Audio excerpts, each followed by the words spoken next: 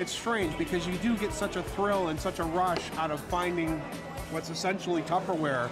I stayed in the neighborhood hoping for, dreaming of something like this to happen. There's some luck involved always, but if you're committed enough that you know, sometimes cry yourself to sleep at night because you're so worried about certain things, then you have a much better chance.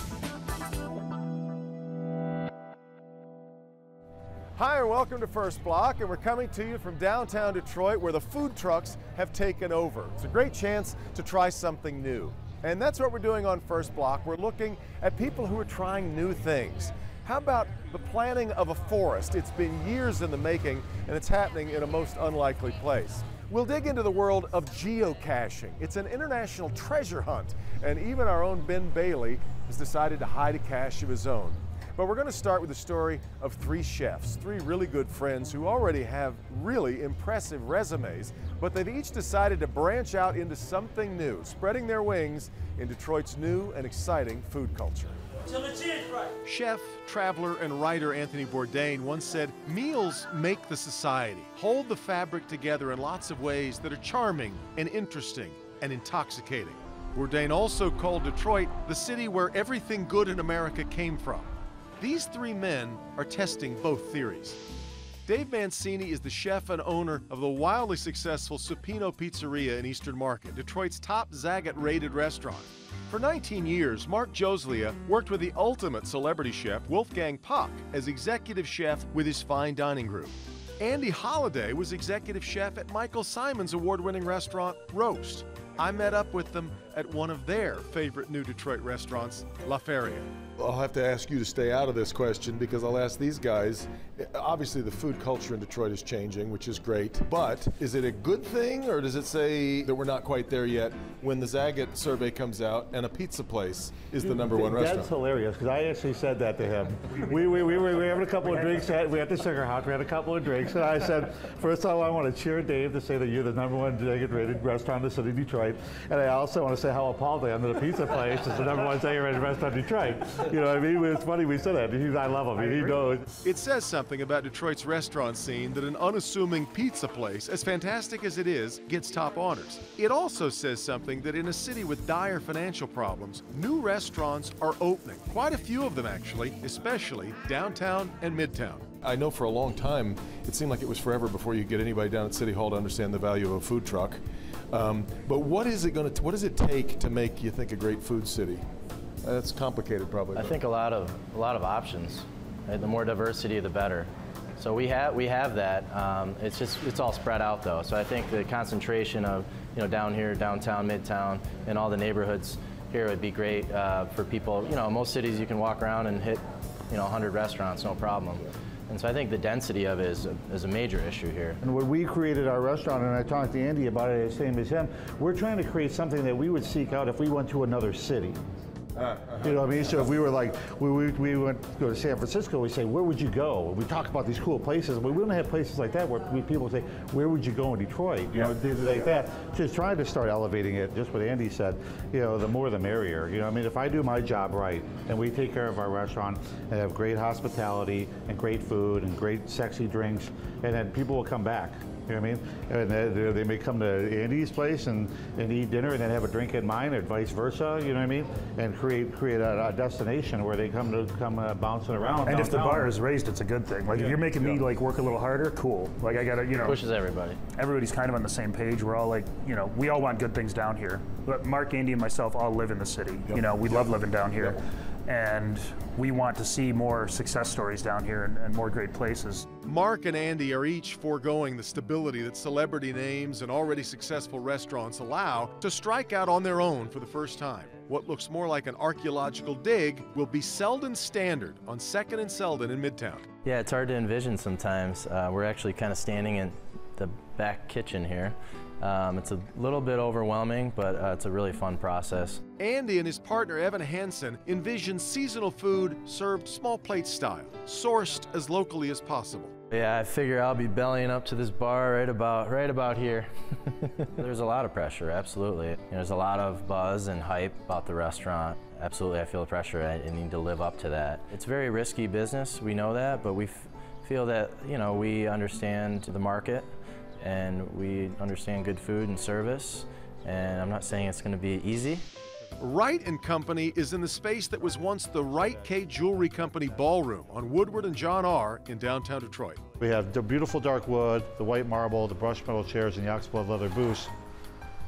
So it'd be a really great dynamic with really cool lighting. Mark and his partner Dave Kwiatkowski, who owns the Sugar House, want the restaurant to be a neighborhood hangout, serving contemporary American food without long waits. I'll use the example of one of the dishes we are going to do is going to be lime poached shrimp with avocado mousse and cilantro tomato relish.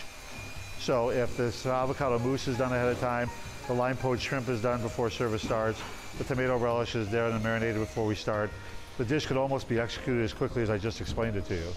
And Dave's got La Rondinella, a companion Italian restaurant right next door to Supino in Eastern Market. We got these reclaimed ceilings, the tin ceilings, pretty excited about. Got the exposed brick here along the one wall. So we're kind of trying to go with the historic feel of the market. Hoping to have a little bit of a more grown-up feel.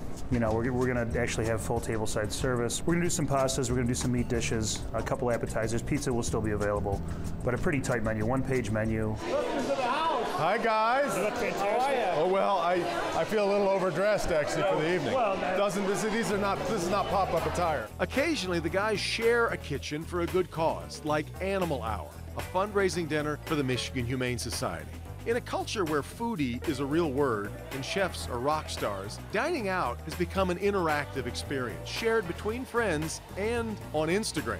When you got your own place and you're standing in the kitchen and you look out and you see somebody snapping a picture of their food, what do you think? I'm actually honored. Yeah, it's a lot better than people not taking pictures.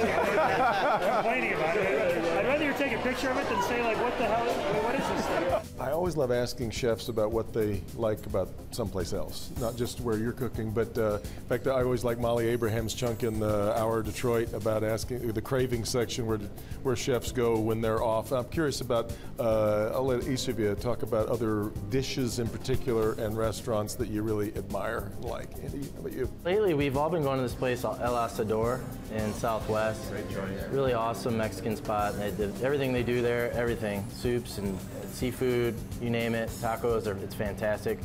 It's, you know, really inexpensive and they do a great job. That's like probably my favorite place as of late. One place comes to mind for me, I hit there pretty often is City Wings, and I actually have a pizza named for it, the City Wing thing, but like my buddy Grant runs that joint, they do a great job. You know, just doing wings, a beautifully designed space, it's a really good feel there. I was just out on John R. at Thang Long, eating some noodles, and so I try to hit up a lot of the ethnic, you know, the diversity that we're talking about. You know, you may have to travel a little bit in Detroit.